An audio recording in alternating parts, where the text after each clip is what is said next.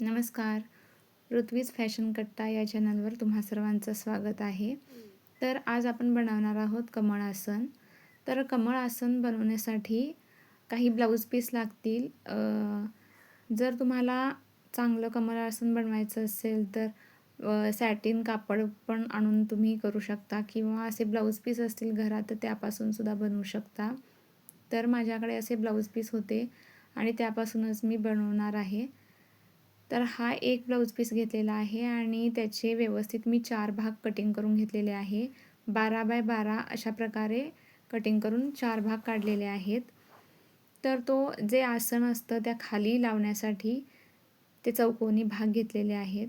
आता मी हा जो रेड कलरचा ब्लाऊज घेतलेला आहे त्याच्यापासून फूल बनवणार आहे पाकळ्या. तर अशा पद्धतीनं मी शेप दिलेला आहे पाकळ्यांचा. एकमेकावरती ब्लाऊज ठेवून एकत्रच 5 ते 6 पाकळ्यासुद्धा काढू शकतो किंवा आपण एक पाकळीसुद्धा काढू शकतो. तर पाकळी मी थोडी मोठी घेतलेली आहे उंचीला. त्याची लांबी आहे 2.5 आणि रुंदी आहे 2. गोल शेपमध्ये पाकळी जर घेतली तर खूप छान येते आणि ही जरा लांबट पाकळी आहे त्याच्यामुळे ही एक वेगळीच आहे. आता मी पाकळीचा आकार आणि जो चौकोनी भाग आहे त्याचा आकार बघते आहे, कारण पाकळी त्याच्यावरती व्यवस्थित बसली गेली पाहिजे. पाकळ्या जर मोठ्या झाल्या तर त्या चौकोनी शेपच्या बाहेरच येतील, म्हणून पाकळ्यांचा आकार त्याच्या मानानं थोडा कमीच ठेवावा लागतो. तर अशा प्रकारे जो चौकोनी भाग काढलेला होता त्याला व्यवस्थित चारी बाजूनं शिलाई घालून घ्यायची आणि ते परतवून घ्यायचं, जेणेकरून ती शिलाई आतमध्ये जाते. आता जो चौकोनी भाग होता त्याचा मध्य काढायचा आणि त्या मध्यावरती एक वर्तुळ काढून घ्यायचं. त्या वर्तुळावरती ज्या आपण पाकळ्या तयार केलेल्या होत्या त्या लावून घ्यायच्या. तर पाकळ्या ह्या 2-2 घ्यायच्या आहेत आपल्याला.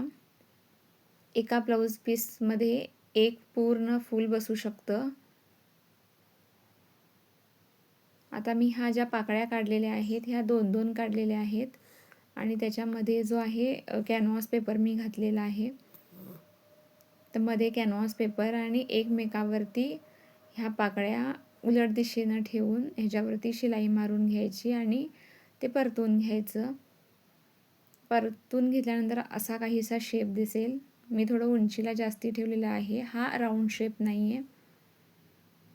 तर इथं बघू शकता की अशा प्रकारे मी भरपूर पाकळ्या काढलेल्या आहेत आणि एका कमळ आसनला तुम्हाला 10-12 अशा पाकळ्या काढून घ्याव्या लागतील. मध्ये टक्स द्यायचं किंवा असं फोल्डिंग करून ह्या पाकळ्या जोडून घ्यायच्या.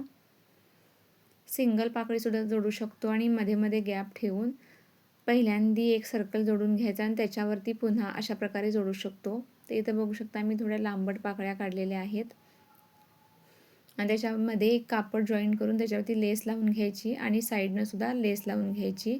अशा प्रकारे हे कमळ आसन तयार झालेलं आहे. हे लांबट पाकळ्यांचं आहे. त्याचबरोबर एक दुसरं कमळ आसन मी दाखवते, ते सुद्धा गोल पाकळ्यांचं आहे. इथं बघू शकता.